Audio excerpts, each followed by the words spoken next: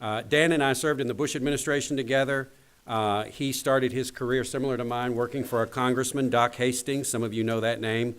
He was elected himself. He went over to the dark side and became an actual campaigning politician and got elected as a councilman in the city of Toppenish, Washington State, where he was raised.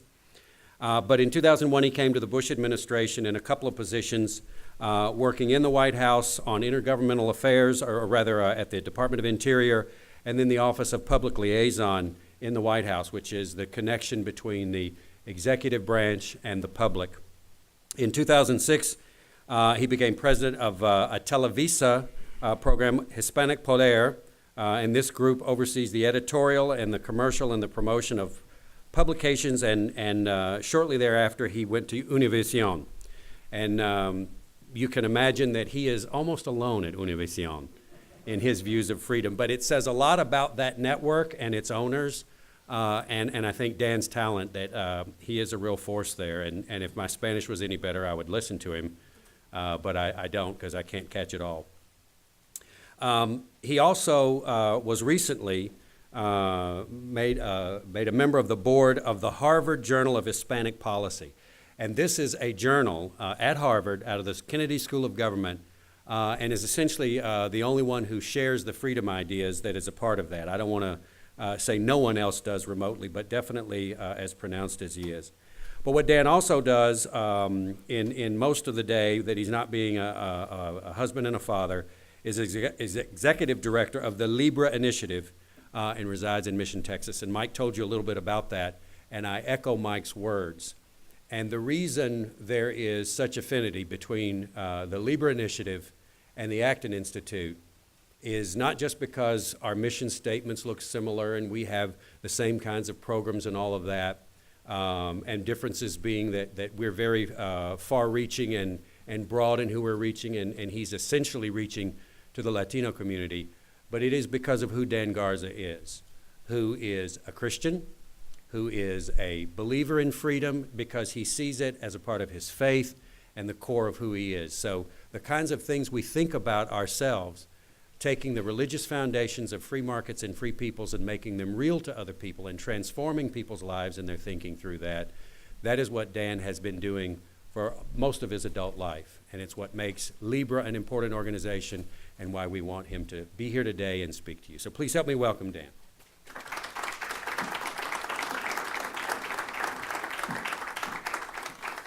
Thank you so much. It really is an honor and a privilege to be at the Acton Institute, an organization that I admire and respect very much, and especially being introduced by a good friend, Paul Bonacelli, who I've come to know for several years now, and just respect them so much.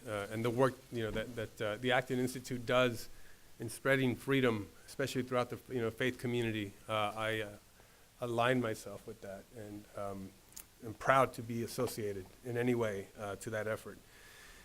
So I'm going to talk about Latinos, faith, the 2016 elections a little bit, and free markets. And so America is still a still unfolding story, a remarkable story of once unimaginable achievements resulting from bold experimentation. Looking back across the arc of our nation's history, Americans proved to be capable of achieving amazing things when free and untethered from the reins of oppressive statism. The bold experiment was a game changer for humankind.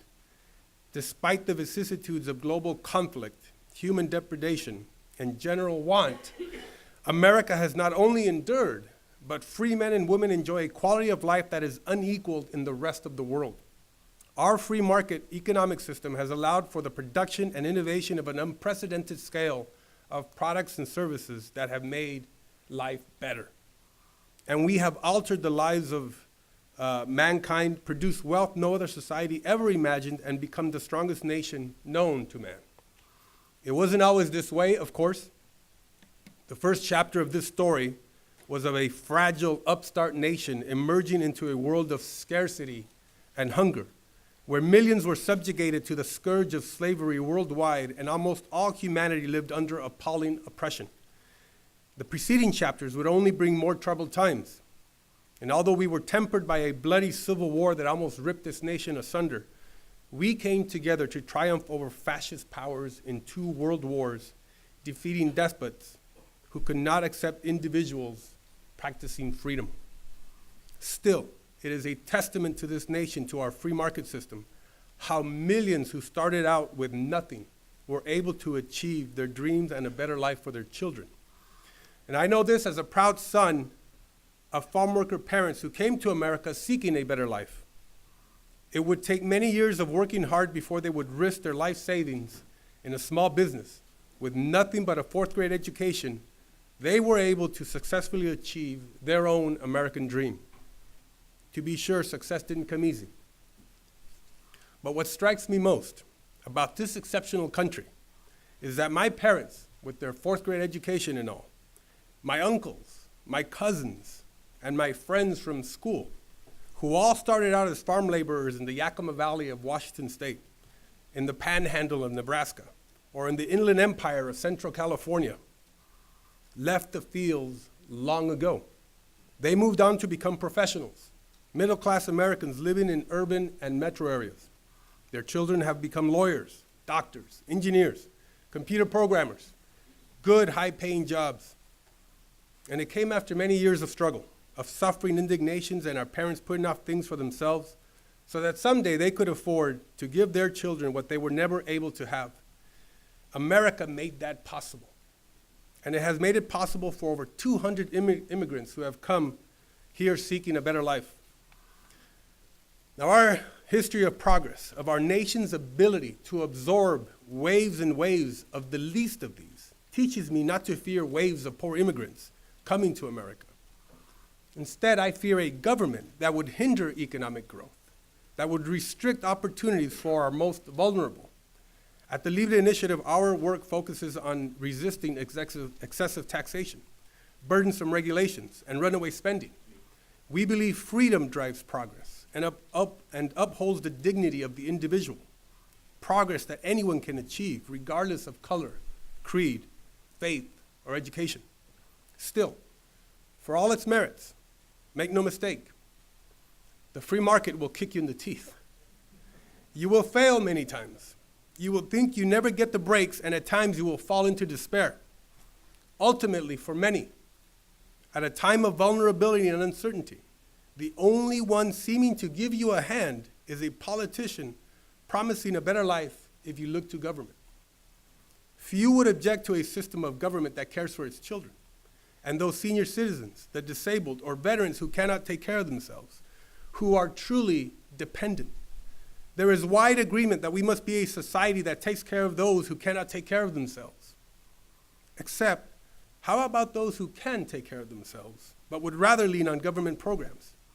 This is the reality of millions of Americans today. It is not a desirable condition.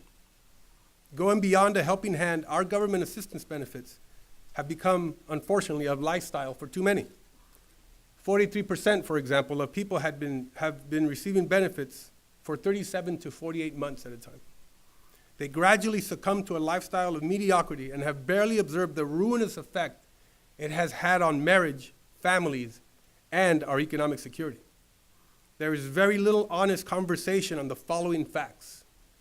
U.S. Latinos are number one as a social group, number one in high school dropout rates, number one in chronic abuse of alcohol, number one in new cases of AIDS, syphilis, and chlamydia, number one in incarceration for felony drug convictions, number one in considering, attempting, and completing suicide are teenagers. Number one in teenage pregnancies from 14 to 19 years of age. The Latino family unit is disintegrating at maximum velocity. Today, half of all children are born out of wedlock. This is not a desirable condition. You can say, why? Simply because children born out of wedlock are more prone to be at higher risk of living in long-term poverty, experiencing domestic abuse, join street gangs, drop out of high school, and on and on and on with so many social ills. Mark Stein put it best. When it comes to public assistance programs, it's not so much the wasted money that should worry us. it's the wasted lives. And our public policies must incentivize human flourishing. But I worry that politicians have promulgated more and more assistance programs for more and more people as a cheap option to policy, and have consequently induced idleness. It is a policy option that is unsustainable and moves away from rewarding hard work, self-reliance, and fiscal responsibility. The facts are, for too many, government programs, no matter how well-intentioned, have made matters worse. And in our modern times, despite our progress, as further consequence, Latinos too have unwittingly relinquished their freedoms and self-determination to opportunistic politicians. Millions have ceded their fate to a raft of government programs and benefits administered by a suddenly powerful government behemoth. How did we get here? Latinos, who are widely regarded as a conservative group for decades now, have been used by liberals to prop up more and more big government policies. Latinos have bought into a persistent, slick messaging that has gone unchallenged in the Latino community. Free field, free range for the liberals to monopolize the conversation. And the progressive message that has come wrapped in doublespeak, in which phrases like income equality, fair share, health care for all, and other platitudes sound well-meaning. But when we look beyond the cliches, what these phrases amounted to were higher taxes, a bigger role for state bureaucracies and federal bureaucracies, and a license for individuals to covet the earned wealth of others. Going considerably beyond the basic natural rights enshrined in our founding charters, the Obama administration, for example, was not pursuing a set of random initiatives, but a program of comprehensive collectivism, ever-expanding government control, unsustainable debts and growth, choking private commerce with regulation and government knows best policies, all the while centralizing more and more money, more and more power in Washington, D.C. Fighting poverty through work that is generated by a free market system is essential to sustaining societies. This is also a system that also allows us to choose what to purchase, the freedom for the worker to choose an employer, and the freedom to hold property and pass it on to our children. It is this freedom that gives the individual independence from government control. It is personal responsibility, self-reliance, and freedom that allows us to be complete, to find our calling and our purpose in life. And then it is only through the sufficiency and accumulation of capital that each individual can advance charitable, benevolent, and even evangelistic endeavors that change lives and entire communities. We must all work together in our communities, taking actions on key issues that will enable the economic freedom necessary to make the American dream possible for millions, as we have done throughout our history. This is only possible if we respond to market forces and immigration flows with deliberate and effective policies. That means encouraging investments in private enterprises, incentivizing small and large businesses to expand, to buy new equipment, and hire more employees by advancing policies that honor America's free markets. In short, we need more freedom, not less. We need less government, not more. And millions of Latinos embrace this agenda. But watching conservatives trying to appeal to Hispanics can be frustrating to watch because they're making it harder than it really should be. It's no different than winning the support of any other voter segment. Convince voters, as many as possible, that you'll do a better job of addressing their concerns than the other candidate, and then do it. Instead of talking to the Latino electorate as Latinos, they should be talking to them as fellow conservatives. That's because more conservatives self-identify as conservatives than they do as liberals, according to the Pew Hispanic Trust Study.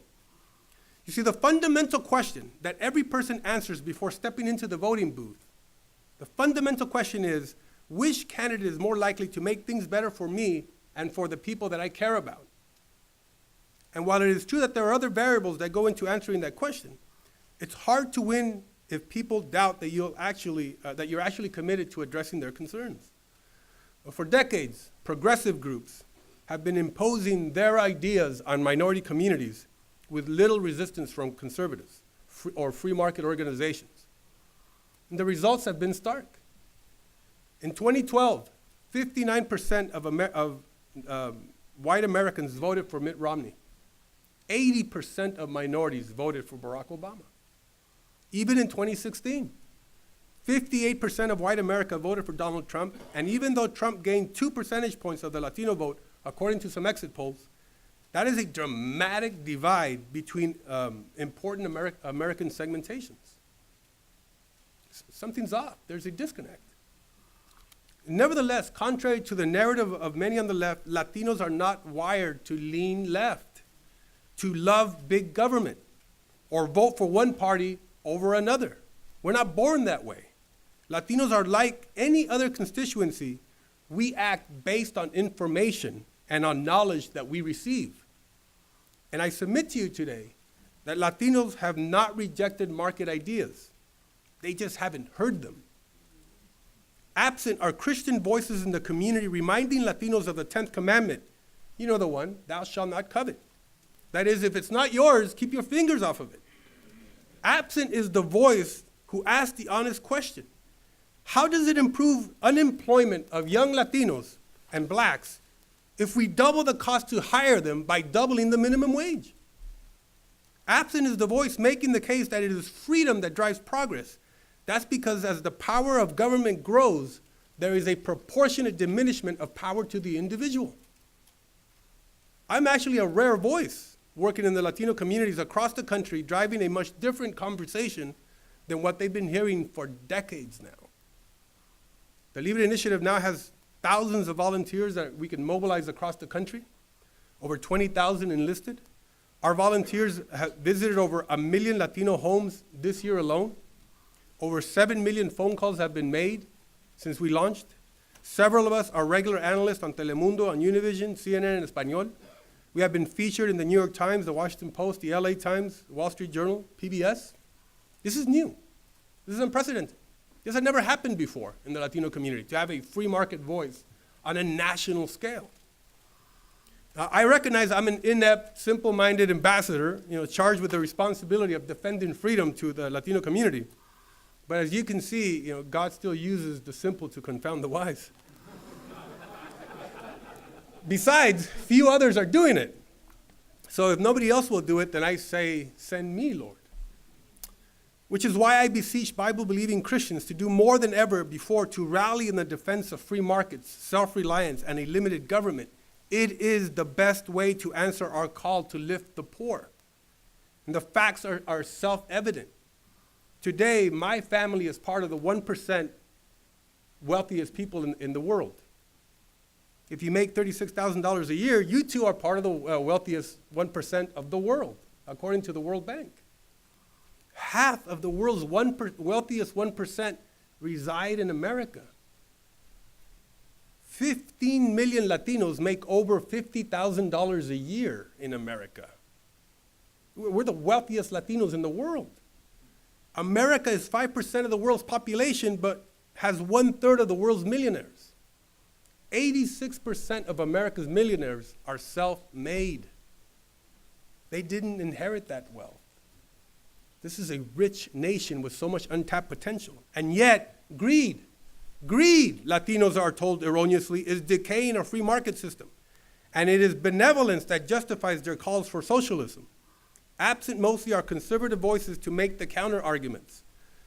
One only needs to communicate Thomas Sowell's keen observation on this matter to lay this absurd notion to rest. He says, I have never understood why it is greed to want to keep the money you have earned, but not greed to want to take somebody else's money. Simple, but true nonetheless. Now, we have allowed progressives to take the moral high ground with minorities and youth today.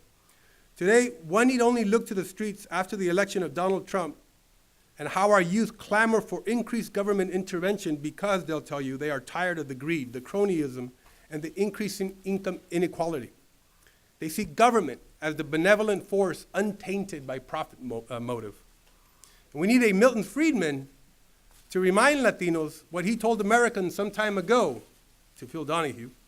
He said, the record of history is absolutely crystal clear that there is no alternative way, so far discovered, of improving the lot of ordinary people that can hold a candle to the productive activities that are unleashed by the free enterprise system.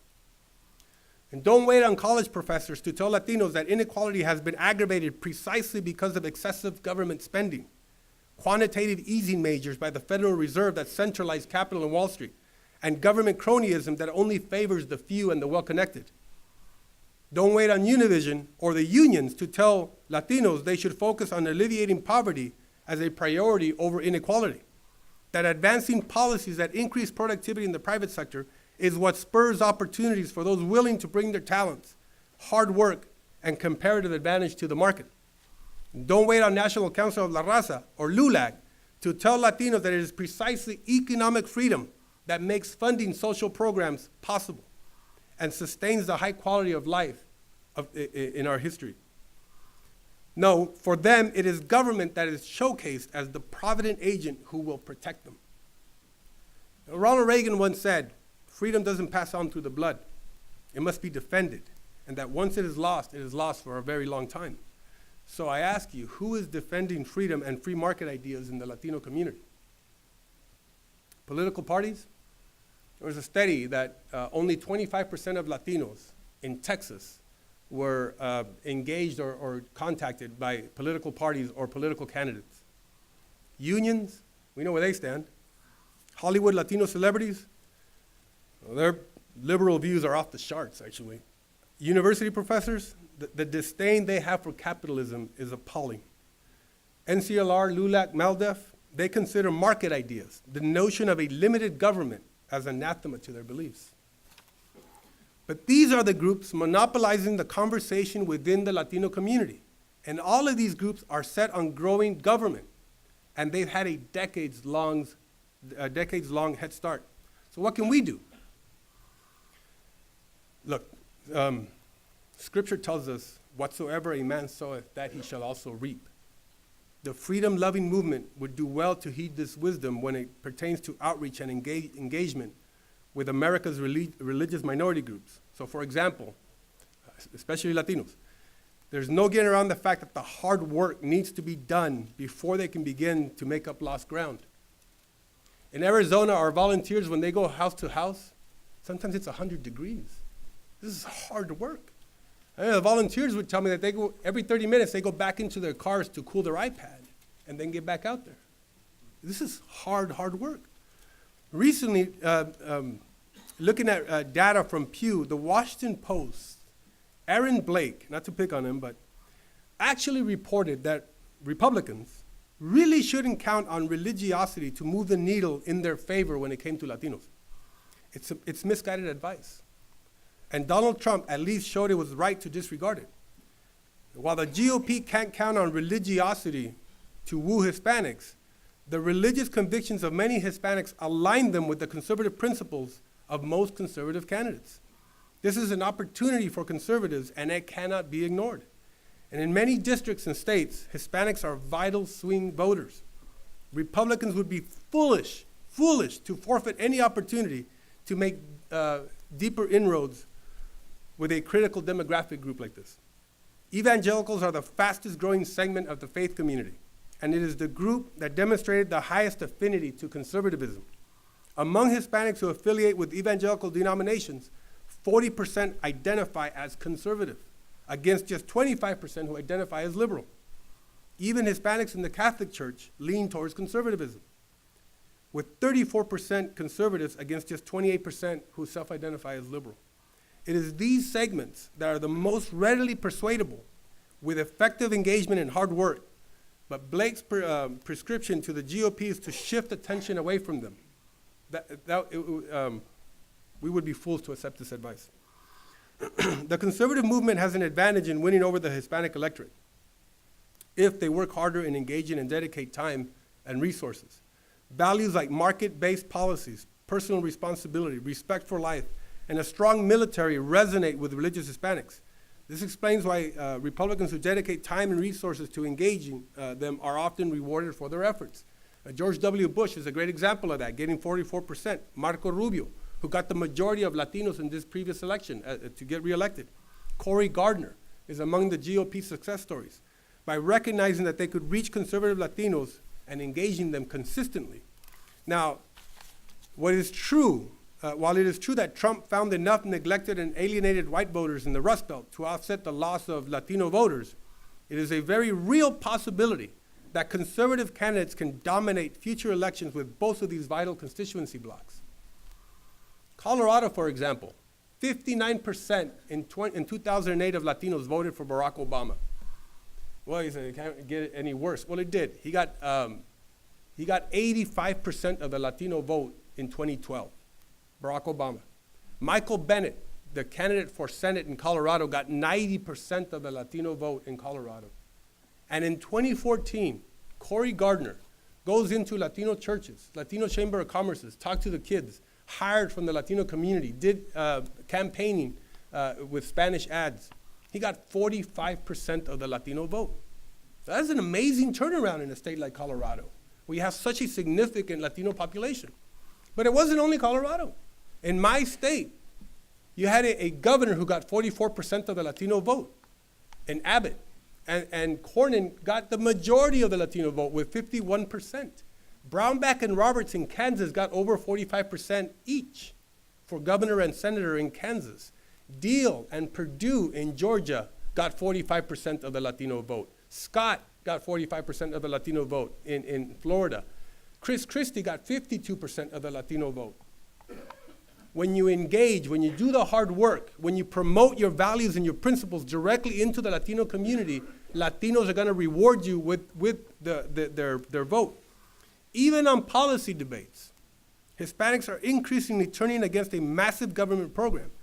Despite a constant drumbeat of promotion, there's a real opportunity. For example, while the White House gave the community a rose-colored picture of the Affordable Care Act and flooded Spanish language media with promises, we at the Libre Initiative countered with a Spanish and English language media campaign that included editorials in major newspapers across the country, radio interviews, television appearances, and ad buys that told the full story of the negative impact of Obamacare. And in full disclosure, clearly the negative impact of Obamacare on Latinos made the job easier.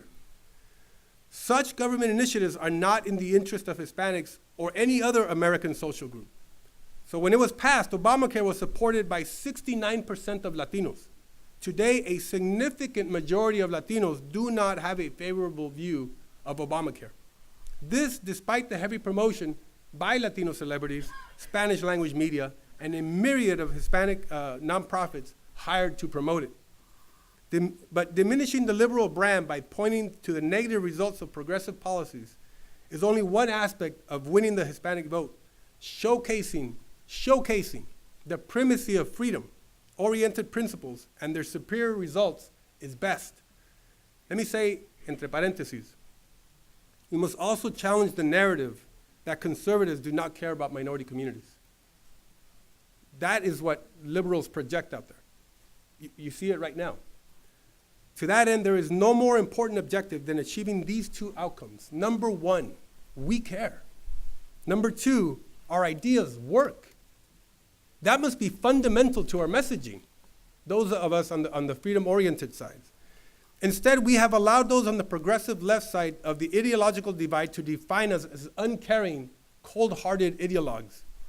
And we cannot continue to be indifferent to the damage done when we do not address these spurious slanders. That is, we must be quick to state the merits of our position, confront those who misinform, but never lose compassion for our fellow man.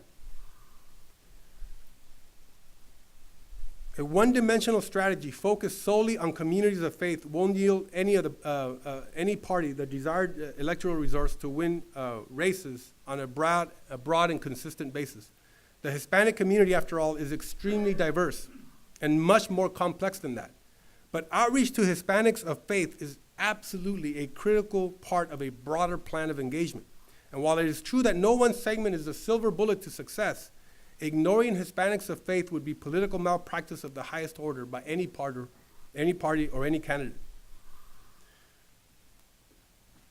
Before I conclude, allow me to return to an earlier point. I mentioned that the free market will kick you in the teeth. I don't know if you remember that. This is true, and we have to be honest about it.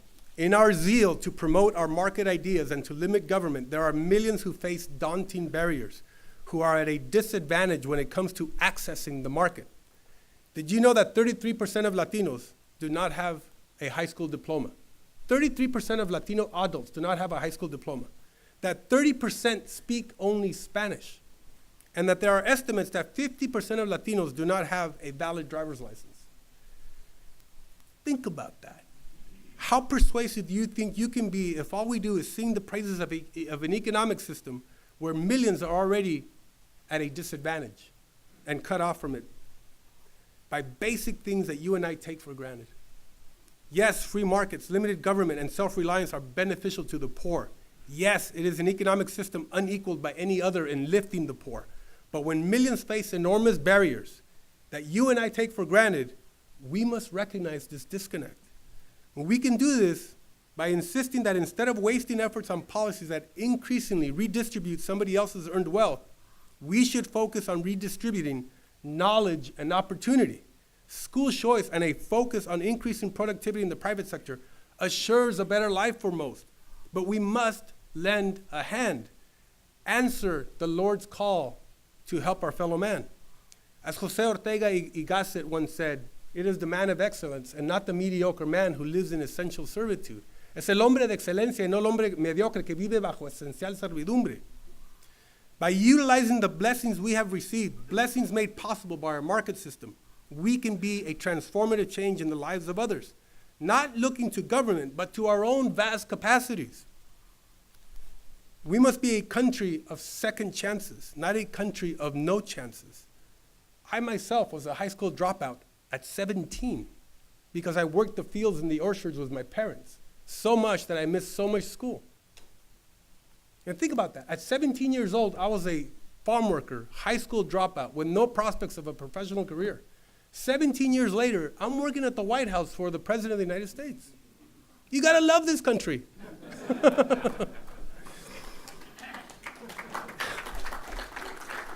But it's because I got that second chance with a GED that put me back on the right direction. And we also need each other. To have a thriving, prosperous America, we need a thriving, prosperous Latino community, and vice versa. We need you to be prosperous for us to be prosperous, which is why thousands of our volunteers work every day to provide driver's license courses to over 4,000 people already in Las Vegas alone. Our committed team developed an online GED program that provides the curriculum course borrowed from the creators of the GED, and we pay for the cost of testing. We have training centers across the country that teach English to thousands, like in Phoenix, Arizona. They have a 3,000 people waiting list right now in Phoenix to learn English. The National Association of Latino Elected Officials has said that when an immigrant learns English, they quadruple their salary. That is life-changing. And we work with third-party groups to provide food to those who cannot afford it. I invite you to join us in defending the merits of a free society, to lift the poor and protect the most vulnerable.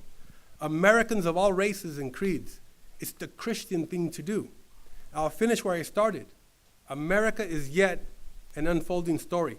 Today, it is a story of hope, opportunity, and interdependence. That is, to succeed, we'll need each other. We must never lose our sense of compassion for our fellow man. This is a world in so much need of compassion, a world that needs our energies, our ideas, and most of all, the gospel of Jesus Christ. God bless you. Thank you. Thank you, Daniel.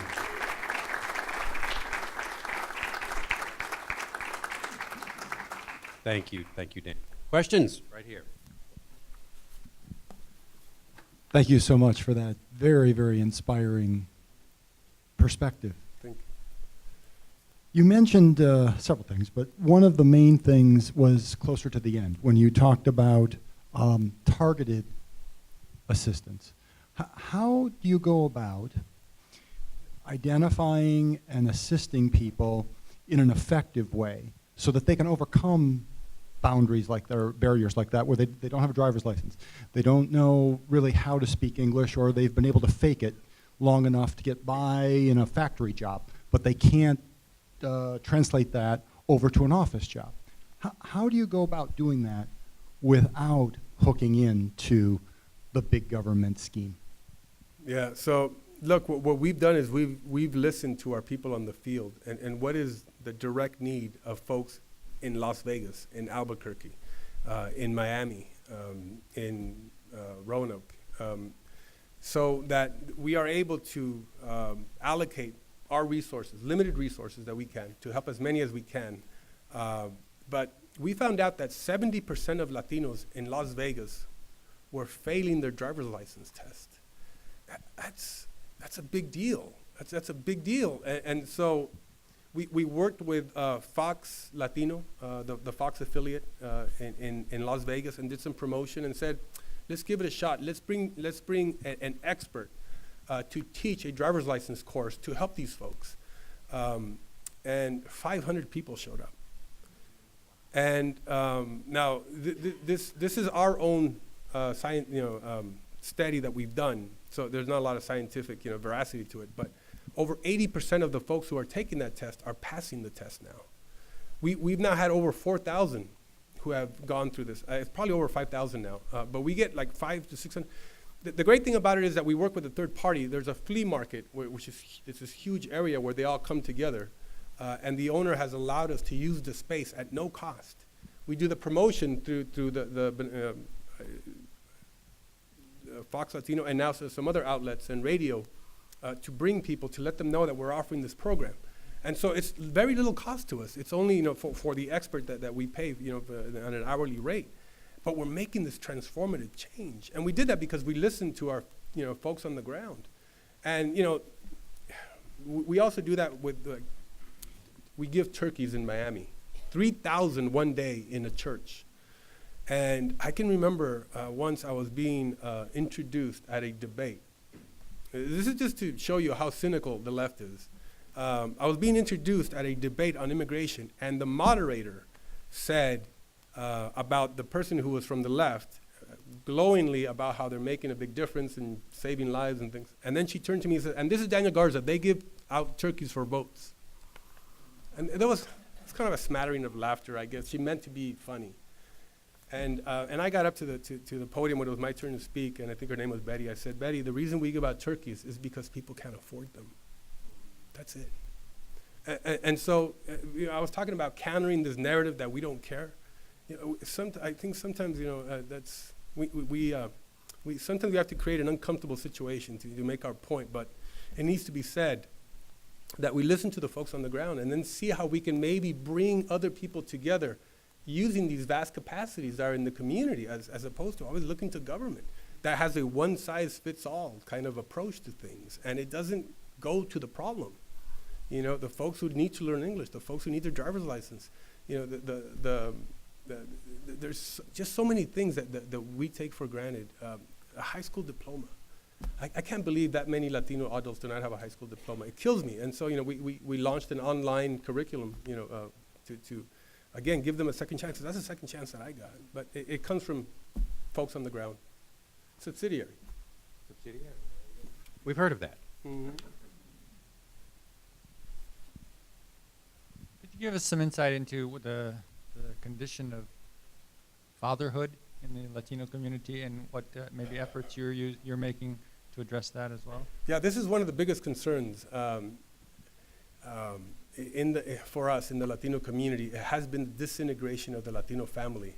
The family unit is the keystone of society. I believe that strongly. And public policy should induce family unification, not rip them apart, not induce single-parent households. And I say this with all due respect to single-parent households who are struggling, who mothers who who have taken responsibility to raise their children despite these circumstances. But if public policy can do something to, so for example, any immigration reform that we're going to drive has to induce family cohesion. I mean, if somebody's going to get, whether it's citizenship or whether it's a worker program or some kind of visa program, that the person who receives the visa gets to have their family with them. I just feel that inducing family cohesion should be a priority when it comes to any kind of public policy. And right now, frankly, our public assistance programs rip families apart, rip them apart. They're causing the wrong kind of incentives. And when it comes to economic policy, basically it comes down to what kind of incentives are we are resulting from these public policies. And right now, it's a tough situation. I mean, there's smarter people than me that can maybe address the situation, but half of all Hispanic children are born out of wedlock today. And like I mentioned, from 14 to 19 years of age, Latina teenagers have the highest index of illegitimacy than any other social group, followed by Black Americans. And so when we have this kind of single-parent households, then the children are the victims, because then they are more prone to being on government welfare programs, the poverty, gang violence, drug violence, and high school dropout shoots through the roof. This is a social crisis that we need to handle. What do you think about a public policy that says if you want to get welfare, if you're able-bodied and you need welfare because you don't have enough money, you have to have a job first. You have a job. If you don't make enough, if you don't make a certain amount, you get maybe the negative income tax. You'll get a subsidy. As you make more money, you don't lose that all at once. You lose maybe, for every $2 you make, you lose maybe $1 of that subsidy. And a policy that says if you're a mother, a single mother, living on welfare, you'll actually get more money if you get a husband and a father for these children. I know that initially we're probably looking at investing more money in welfare than we do today, but I think in the long run, we got the incentive reversed. We got people incentivized to work and to be fathers and to be families instead of just the opposite. There's no question that we have to get at what is causing the line at the welfare office, and that is the disintegration of families. We have also driven a different narrative within the Latino community, the Libre initiative, and where we talk about the virtues of self-reliance, of personal responsibility. The values that makes the family unit strong need to be communicated, and we need to have an honest conversation about what is causing this. Now, once they get there, or look, I think as Americans, we're compassionate people, and we have a lot of grace to offer folks who have hit a rough patch. Our public safety net should be a public trampoline. It's just come in, and as soon as you can, you go out. Not get caught into the system. Where you're actually inducing idleness, where it is in your interest to stay on public assistance, because if you get a minimum wage job, it doesn't make more than you're actually receiving. And so we're creating the wrong kind of incentives. We just took out the mandate in our programs, for welfare assistance. I go back to what Mark Stein said. It's about the wasted lives. What we are causing as a result of these benefit programs by inducing idleness instead of people creating value, working hard, and have the dignity of working and creating value, I think is what we should focus on. That's what public policy should be.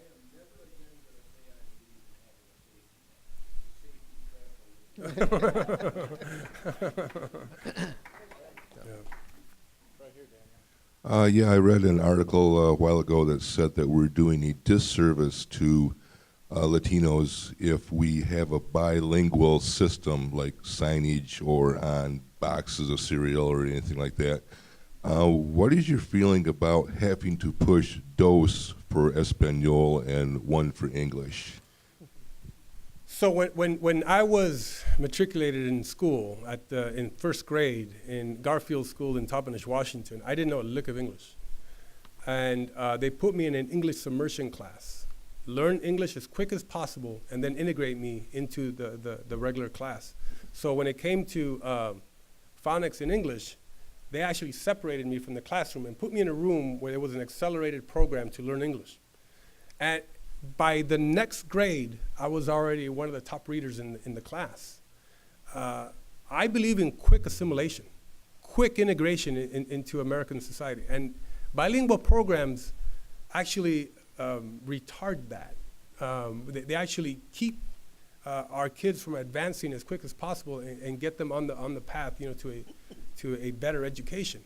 So I know there's been a lot of studies, but a lot of studies actually prove that bilingual education has actually held our kids back instead of accelerating their progress. And I am opposed to bilingual programs just on that merit alone.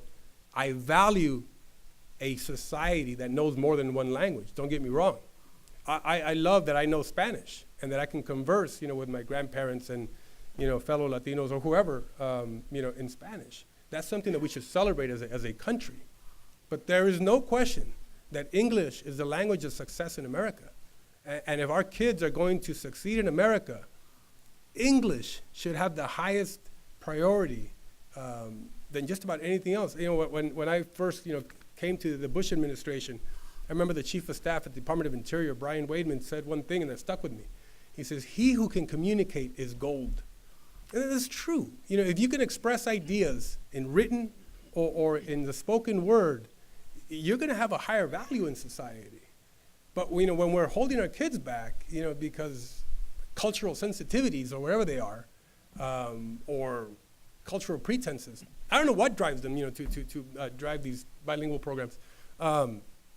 You're not doing a service to the kid, and you're not doing a service to our society. We want this kid this child to be successful. I understand that in the migrant community, this is a hard thing to do. I mean, I was raised in Toppenish, Washington, in the heart of the agricultural area in the Yakima Valley, where we pick apples, pears, peaches. And a class of 25 in the city of Toppenish, Washington was very different than a class in Seattle, Washington. I say that because, you had, folks from Microsoft and Amazon and, Starbucks, with their kids in these classrooms. And they're well-to-do, and a lot of them are in private schools. In Toppenish, you had 25 kids, and every month, 2 or 3 kids would be lost because of the crop season. They'd go to, like me, I would go to Nebraska for 3 months out of the year, or Mexico for 3 months out of the year, and another kid would come in and would, hold back the entire class. We cannot have a one-size-fits-all educational system, is what I'm saying. It's very complex, and in today's society where it's highly transient and mobile, we need to shape policy in real time to help our kids accelerate their learning, not hold them back.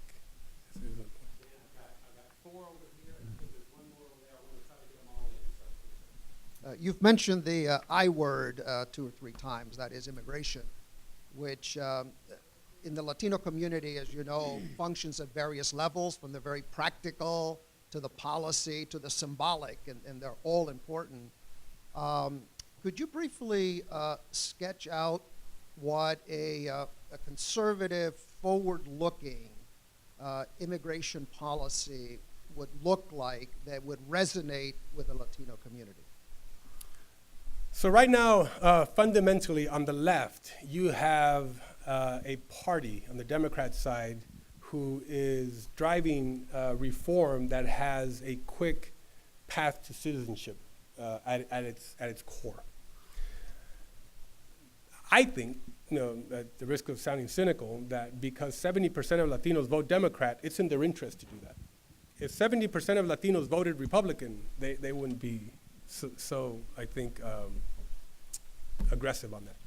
On the other side, you have a Republican Party or Republican leaders who recognize that we have to address market forces, that the private sector has to respond to market forces and make a profit by hiring who they need to hire to make that profit, whether that's low-skilled or high-skilled, whether that's in a dairy or in Silicon Valley, whether that's in a farm or a restaurant or a hotel or tarring hot roofs.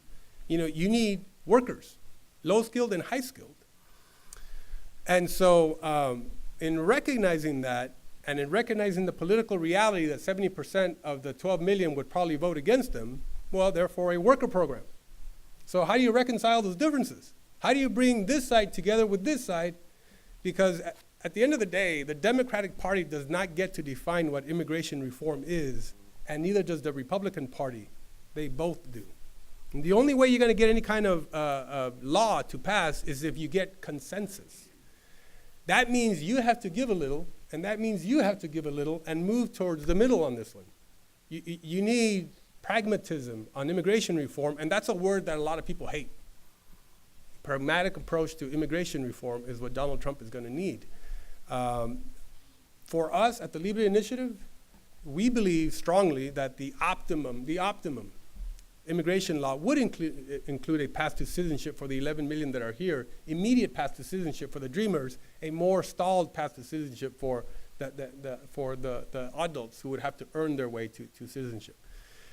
But we're also pragmatic, and so we know the political realities or the political limitations that is going to keep that from happening. So for us, the question then becomes, what is the next best thing that we're willing to accept if we can't get a path to citizenship?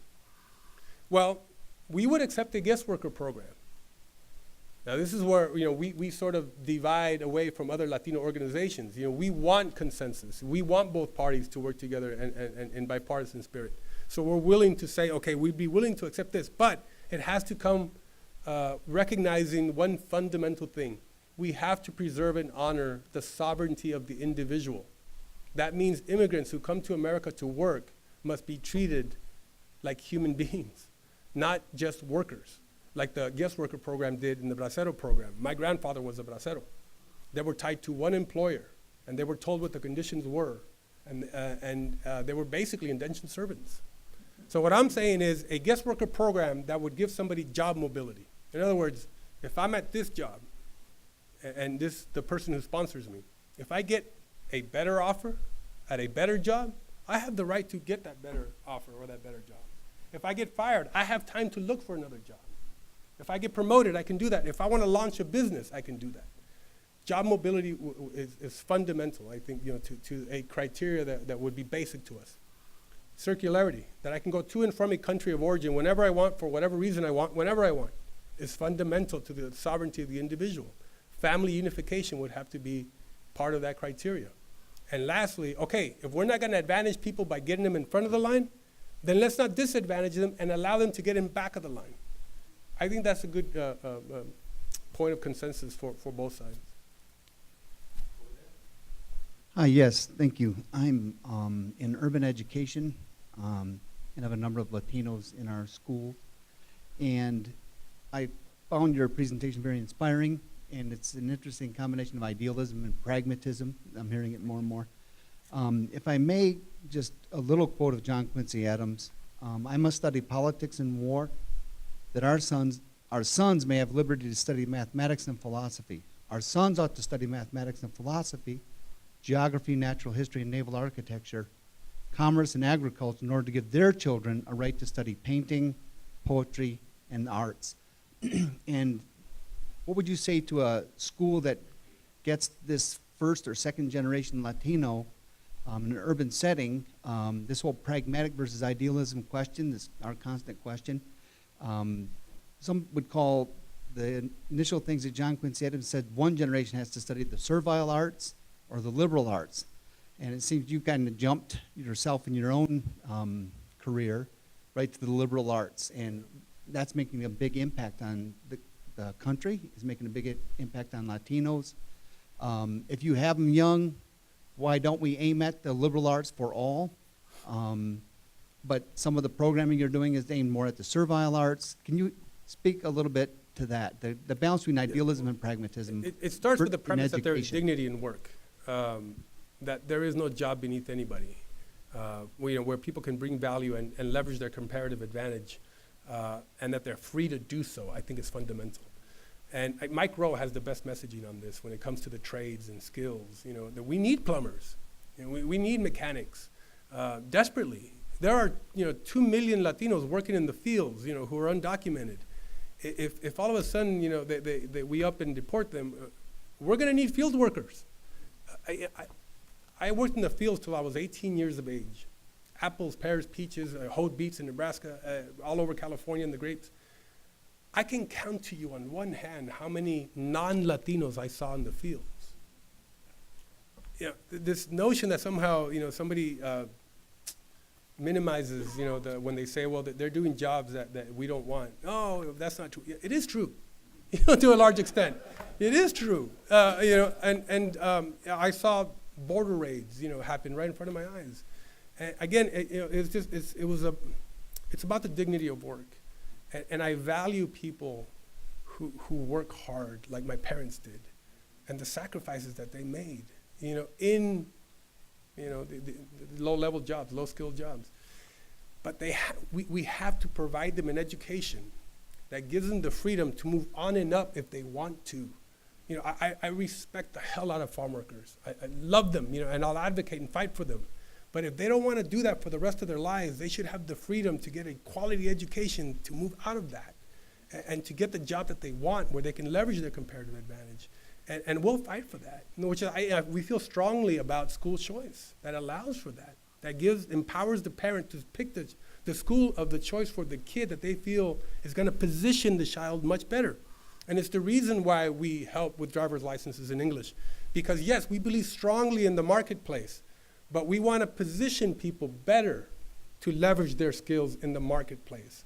But if we keep them ignorant and uneducated, then they're cut off from the marketplace. They just are, and it's millions of them. So that's what drives us, that's what encourages. But yeah, I just want to allow the freedom for people to move on and up. I think that's what's important, equal opportunity, not equal results. I don't believe in that. Dan, friends, we promised to get you out at 1 o'clock. I know there are more questions.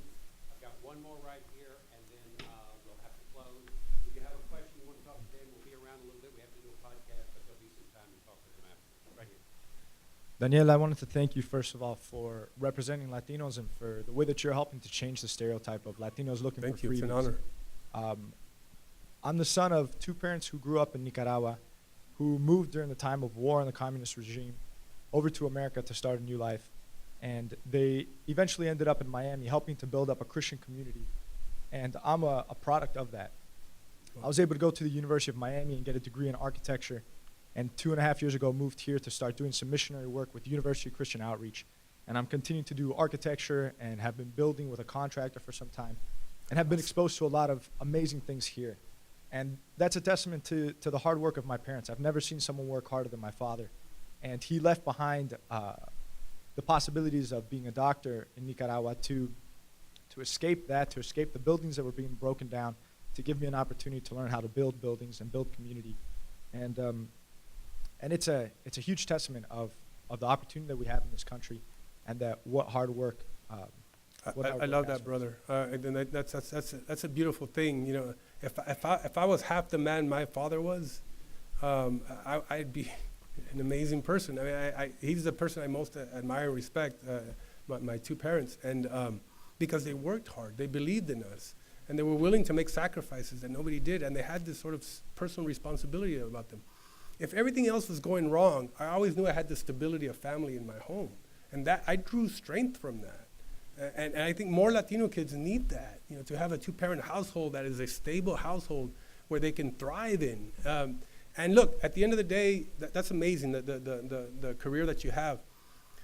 But for like me, when I was working at the White House, I always recognized and understood in humility as a Christian that it is not about the title that we hold, and it is not about the money or the position. It's what we do with it, and how we can help our fellow man and help others and lift others too, and provide that freedom and that opportunity for others to lift themselves. And that your parents were able to do that for you, I salute them and respect and admire them. I just want to say thank you for not sacrificing your beliefs and the gospel for the sake of another dollar. Thank you, sir. Please join me Thank you. in thanking Dan Garza. And thank